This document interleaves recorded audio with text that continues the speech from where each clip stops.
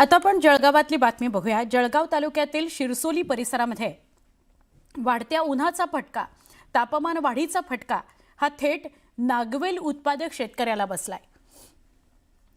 नागवेलीला खूप ऊन चालत नाही। दिवसेंदिवस तापमान वाढतंय, त्यामुळे नागवेलीची पानं करपायला लागलेली आहेत। एका वेलीवर तब्बल 20 ते 25 पानं सुकून पिवळी पडत आहेत। त्यामुळे उत्पादनात मोठी घट होण्याची भीती आहे। आधीच हवामानातील बदलांमुळे सतत शेतकरी अडचणीत सापडतोय, त्यात नागवेल शेतकऱ्यासमोर एक वेगळंच संकट उभं राहिलंय। हॉट सिटी म्हणून जळगावची ओळख अख्ख्या राज्यभरात प्रचलित आहे। असं असलं तरी जळगावच्या शिरसोली परिसरामध्ये ज्या पद्धतीने आपण बघतोय तर नागवेलची पानाची शेती करणारे शेतकरी आज देखील त्याच पद्धतीने शेती करताना दिसतात। मात्र एप्रिल महिन्याच्याच या पहिल्याच आठवड्यामध्ये आपण जर बघतोय तर हॉट सिटी जळगावमध्ये तापमानाचा पारा 40 ते 42 डिग्री टेम्परेचर इतका जातोय। असं असलं तरी जळगावच्या शिरसोली परिसरामध्ये हे जे पानमळे आहे, या पानमळ्यावरती हे जे पानं लागलेली आहे हे कुठेतरी जळताना दिसून येत आहे। एका वेलावरती तब्बल 20 ते 25 पानं या ठिकाणी लालसर पडतायत। म्हणजे हे लालसर पान खाण्यायोग्य नसल्यामुळे याच पद्धतीने या उन्हामुळे या पानावरती पिवळसर रोग या ठिकाणी आल्याचं चित्र दिसतं आहे। दुसरीकडचा जर विचार केला तर या शेतकऱ्याने या पानात लाल झालेली पानं उन्हापासून बचाव करण्यासाठी कुठेतरी एक वेगळीच उपाययोजना केल्याचं दिसतं आहे। शिरसोली परिसरामधील हे जे शेत आहे पानमळ्याचं, या पानमळ्याच्या शेतामध्ये घरातील जुन्या पुराण्या साड्या या ठिकाणी बांधून यातून कुठेतरी उन्हापासून बचाव व्हावा यासाठी या शेतकऱ्यांनी अनोखी शक्कल लढवली आहे। प्रत्येक वेलावरती या ठिकाणी 20 ते 25 पानं जळालेली आपल्याला या ठिकाणी दिसत आहे। दुसरीकडे जर विचार केला तर शासन दरबारी हाक देऊनही कुठलीच प्रकारची मदत शासन करत नाही, अशी आर्त हाक देखील या पानमळा उत्पादक शेतकऱ्यांनी बोलताना व्यक्त केलेली आहे।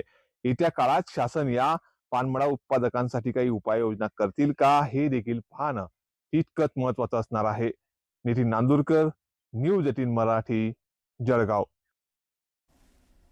अहिल्यानगर जिल्ह्यात गेल्या 2 ते 4 दिवसांपासून अवकाळी पाऊस पडतोय, गारपीट होतीये। त्यामुळे शेती पिकाचं प्रचंड नुकसान झालंय। संत्रा बाग असो, मोसंबी, लिंबू किंवा डाळिंब बाग असो, फळबागांना मोठाच फटका बसलाय।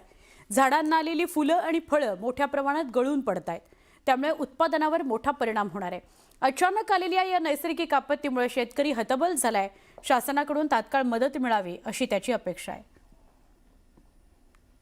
1.5 एकर क्षेत्रामध्ये आमचं लिंबू पीक होतं। या सध्याला 70 ते 80% लिंबू पूर्ण हे नाश झालेला आहे आमचा। दिवसाला 30 ते 35 किलो लिंबू आमचं विकायला जायचं। 120 ते 130 रुपये भाव चालू आहे सध्याला। रसुनत्या वगैरे सगळं चालू होतं। पूर्ण सध्याला सगळा खर्च वगैरे केला होता आम्ही 1-1.5 लाख रुपये खर्च केला होता, तो पूर्ण पाण्यामध्ये गेलेला आहे। पूर्ण माल खाली गेला होता। पुढल्या महिन्यामध्ये जे माल विकायला येणार होता तो पण खाली गळाला। कोकणातील काजू उत्पादक शेतकरी सुद्धा यंदा मोठ्या संकटात सापडलाय। अवकाळी पाऊस, उष्णतेची लाट असं सगळं सतत बदलतं जे वातावरण आहे, त्यामुळे काजू उत्पादनात मोठी घट होणार आहे। बाजारामध्ये दर 160 ते 170 रुपये किलो असा बघायला मिळतोय। तरी उत्पादन कमी असल्याने शेतकऱ्यांचं नुकसान होणार आहे। सरकारनं तातडीने मदत करावी अशी मागणी काजू उत्पादक शेतकरी करतोय। यंदाच्या वातावरणाचा काजू बीवर उत्पादनावर खूप जास्त परिणाम झालेला आहे। एकतर काजू झाडाला मोहरच आलेला नाहीये, जो आला मोहर तो करपून गेला। त्याच्यामुळे आमचं उत्पादन काजू बीचं 15 ते 20% झालेलं आहे। माझी स्वतःची 1 टन काजू बी होते, की यंदा मी 200 ते 250 किलोच्या वर जाईन की नाही ही मला शंका आहे। आमचं उत्पादन काजू बीला यंदा रेट खूप आहे, पण आमचं उत्पादनच कमी असल्यामुळे आम्हाला त्याचा फायदा होत नाहीये। उत्पादन खर्च आमचा खूप वाढलेला आहे। कोकणचे सर्व शेतकरी यावर्षी खूप म्हणजे लॉसला आहेत आणि दरवर्षी नाही करून दर दिवसाला 20-25 टन आपल्या इकडे बी जमा होते आणि यावर्षी 50% पेक्षाही बी कमी आहे आणि दर चांगला आहे पण बी नाही आहे, त्यामुळे सर्व शेतकरी लॉसला आहेत। एकीकडे नैसर्गिक आपत्ती, दुसरीकडे आखाती युद्ध, दुहेरी संकटामध्ये कांदा उत्पादक शेतकरी सापडलाय। युद्धामुळे आखाती देशांमध्ये होणारी कांद्याची निर्यात मोठ्या प्रमाणात कमी झाली आहे. कांदा निर्यात करण्याकरता कंटेनर भाड्यानं देखील मोठी वाढ केली आहे. त्याचा फटका सुद्धा कांदा दराला बसतो आहे. सध्या लासलगावासह सगळ्याच बाजार समित्यांमध्ये कांद्याच्या भावात मोठी घसरण झालेली आहे. आत्ताची कांद्याची परिस्थिती अशी आहे, भावाचा विचार केला तर आम्हाला 1 किलो कांदा पिकवायला 9 ते 10 रुपये खर्च येतो. आणि जर आत्ताचा बाजार भाव जर बघितले तर 4 आणि 5 रुपये विकू राहिलं.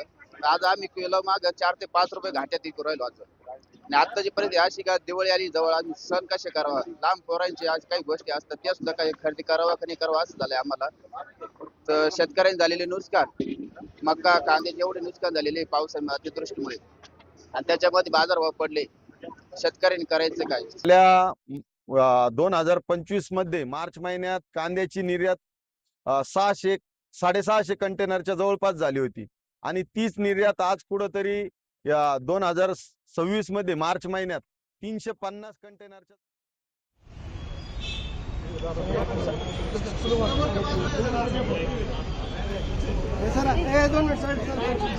भारतरत्न डॉक्टर बाबासाहेब आंबेडकर यांच्या पुतळ्याला अभिवादन करण्याकरता सुनेत्राताई पवार पोचलेली आहेत. आणि इथून त्या पुढच्या नियोजित कार्यक्रमाला जातील. आज त्या 12:30 वाजता प्रशासकीय भवन इथं जाऊन आपला उमेदवारी अर्ज दाखल करतील. आत्तापर्यंत या बारामती विधानसभा मतदारसंघामध्ये फक्त अजित पवारांचं नेतृत्व राहिलं. आज सुनेत्राताई या अर्ज भरणार आहेत. अजितदादा गेल्यानंतर त्यांना श्रद्धांजली म्हणून सगळ्याच पक्षांनी सुनेत्राताईंना बिनविरोध निवडून द्यावं अशी अपेक्षा सगळेच पक्ष व्यक्त करत होते. पण काँग्रेसनं उमेदवार दिलाय, त्यामुळे आता मोरे विरुद्ध सुनेत्राताई पवार अशी लढत होणार आहे. सुनेत्राताई 12:30 वाजता उमेदवारी अर्ज दाखल करताना शिवसेनेकडून उपमुख्यमंत्री एकनाथ शिंदे, सुनेत्राताई यांच्याच पक्षाचे प्रदेशाध्यक्ष सुनील तटकरे, त्यानंतर प्रफुल्ल पटेल, सगळे महत्त्वाचे नेते, त्यांचा मुलगा जय, हे सगळे त्यांच्या सोबत आहेत. आणि भाजपकडून चंद्रशेखर बावनकुळे उपस्थित राहणार आहेत असं कळत आहे. आत्ता भारतरत्न डॉक्टर बाबासाहेब आंबेडकर यांच्या पूर्णाकृती पुतळ्याला अभिवादन करून त्या पुढे निघालेल्या आहेत. बारामतीमधला भारतरत्न डॉक्टर बाबासाहेब आंबेडकर यांच्या पुतळ्याला अभिवादन करून त्या पुढच्या कार्यक्रमाकरता निघाले आहेत.